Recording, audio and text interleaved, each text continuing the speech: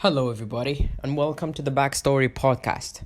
In today's podcast, we're gonna talk about the latest news. So, as you can see in the UFC 250, we had the bantamweight division on fire. We have Sugar O'Malley winning by a knockout, Cody Garbrandt winning also by a knockout. It was a great performance, interesting fights. I can't wait to see the after math of both of them. I feel like O'Malley should fight for maybe contender top 3, top 4 before he get a title shot. For Cody, I think Cody is a great fighter, but I noticed something during his fight, this one. He literally did the same thing when he fought TJ Dillashaw. The same technique, which what put him got him in trouble at some point. I mean, just my opinion. I feel like he has power and has speed, literally in the bantamweight. I think he's the fastest guy in the bantamweight division. But I think if he's gonna fight for maybe the contenders again, be like on the top, I think he should change a bit his way of coming to the fight, not coming really aggressive. I mean, when I saw him fight Dominic Cruz, I have never seen someone do to Dominic Cruz what he did. He literally outboxed him and outclassed him in a spectacular fashion way. So I don't know if Cody is gonna be at that level again, but if he is back at that level, I think it's gonna be a great career for him, and it's gonna continue doing what he's always do, and it's just gonna be interesting to see that. The other news, which is Amanda Nunes being the GOAT as always, beating up Felicia Spencer. I think the beat up of I don't know what to say about that fight. It was one dimensional. It was one way, literally one way. She literally beated her for 5 rounds. But Felicia is so tough. So for me, it's safe to say that I think no one is gonna be able to beat Amanda Nunes at bantamweight or featherweight, except one fighter, one contender, which is Valentina Shevchenko. I think she's the only one who can beat Amanda Nunes. And the reason why, because the last fight was so close, was so close. But yeah, I think for now they're not gonna be able to face each other. I think what's gonna happen is basically Valentina is gonna defend her title, then maybe she will go to strawweight to fight Weili Zhang, and then get the title, and after that she can fight Amanda Nunes for 135 pound, and she can get 3 belts simultaneously. She would be the first UFC fighter in female and male division to hold 3 titles. That would be amazing. I think they are building Valentina to hold 3 titles. That's my opinion. Yeah, that's a part of the UFC 250. Well, the Twitter also was on fire. That week, it was interesting. I mean, the crazy things is Jorge Masvidal has also joined the team. He's pretty much saying, "Give me more money." That's not fair for me, for everyone. John Jones was like a week or 2 weeks before. Now it's Jorge Masvidal. Then the crazy thing about all these stuff is Conor McGregor literally said, "I'm retired, motherfuckers." Straight up. I am done with this shit. I can't deal with this shit anymore. And the crazy thing about Conor's tweet was very like, I would say, usual. And the reason why, we saw it before. We saw Conor McGregor saying, "I'm retiring from the game," and that is, I think that is just because, I think that's just because, because he maybe didn't agree with the UFC on money, especially if he wants to fight. I mean, Conor McGregor. Conor McGregor is the face of the fight game. I mean, let's just be honest. There's no one who can generate the amount of money that that Conor is gonna be able to generate. It's crazy. I know it's crazy, but hey, what do you want me to say?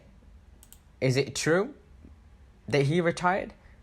Well, I don't think so, because he's just saying this just to, um, intimidate the UFC, because like, Conor McGregor knows his worth, knows what he wants, knows how to get it. So if you're gonna fight for, if you're gonna make a bout, whether it's for the title, whether it's not for the title, it actually wouldn't matter. But if you're gonna put Conor McGregor in a fight, you need to take advantage of everything, the gates, everything. With the coronavirus, there's no gates, which put him in a spot where, like, I don't care. Actually, I just need my money. So for Conor, to get less money than he deserves, well, that's an issue for him. Now, Conor talked to Ariel Helwany, and actually said, he actually said two things. So this is what Conor said to Ariel Helwany: "The game just does not excite me, and that's that. All these waiting around, there's nothing happening. I'm going through opponents' options, and there's nothing really there at the minute. There's nothing that exciting." So that's the first thing that Conor says to Ariel Helwany. Now there's the second thing. The second thing, which is, they should have just kept the ball running. I mean, why are they pushing Khabib vs Justin Gaethje back to September? They should have just done the fight, me and Justin, for the interim title, and just kept the ball rolling. I don't know if you agree, guys, with this one, but I think Conor wants to fight. Seriously. But that's the problem. But there's the problem.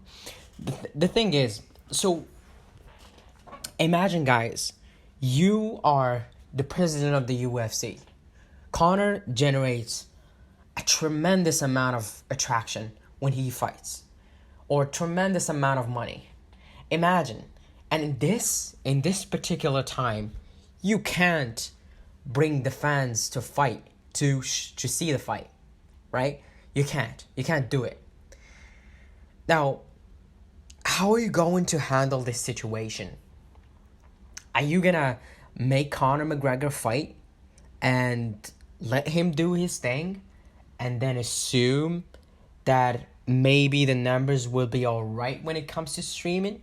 I mean, don't get me wrong, the numbers will be great, right? It will be great to see him fight. But what makes Conor McGregor, the attraction, the build up for the fight. He doesn't need to do media. He doesn't need to do press conferences, because everything is sold out. Once you have Conor McGregor fighting for, whether it's just for a bout or for the title, it will be even more. So this is a certain problem. This is a problem. There is another problem. The other problem is the fact that Conor McGregor obviously is gonna want more money. I mean, just his last fight against Donald Cowboy Cerrone was 80 million. He made 80 million in that fight. So usually you can't say to Conor McGregor, well, we're gonna pay you less because of the pandemic. He doesn't care about the pandemic.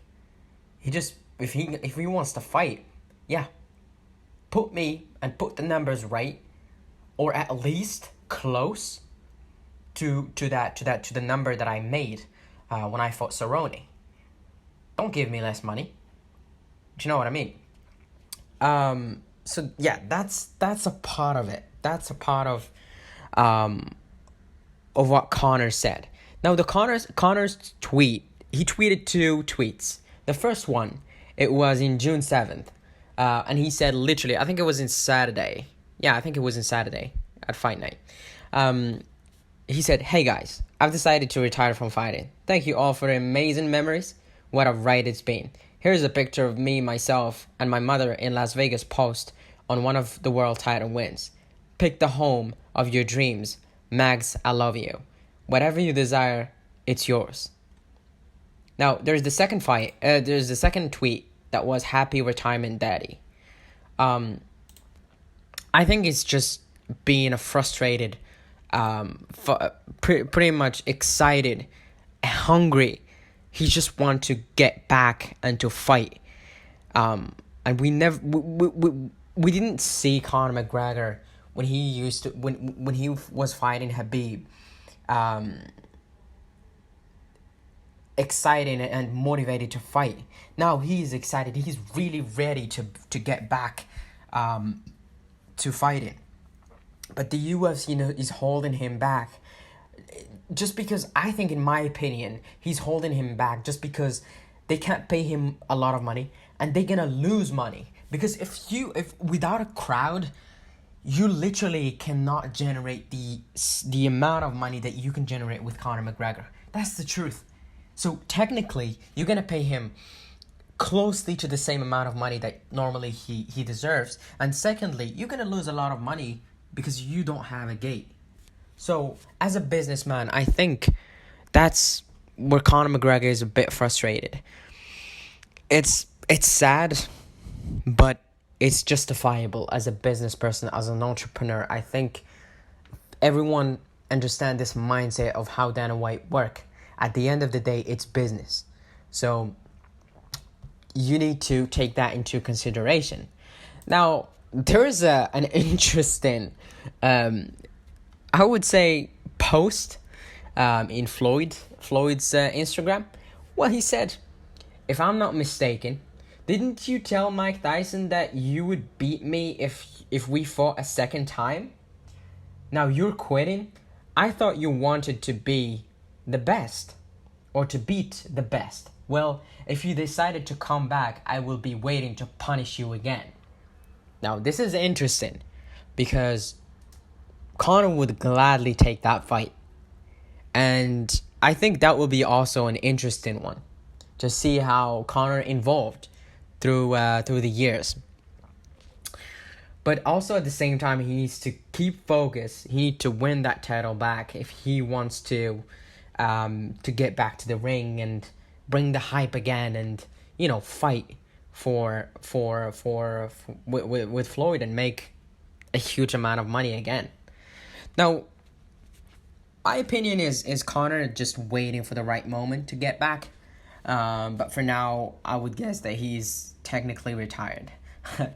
But hey, sometimes you need to bring attention to yourself, and that's what happened. I mean, everyone is talking about the retirement of Conor McGregor. Anyway, guys, that was one of the podcast. Thank you guys so much for watching. Don't forget to subscribe, to like, and to comment on the section down below. Just let me know what you think, guys. What's your opinion on this how would say drama? Anyway, guys, thank you guys so much for watching. Take care, stay safe, and peace.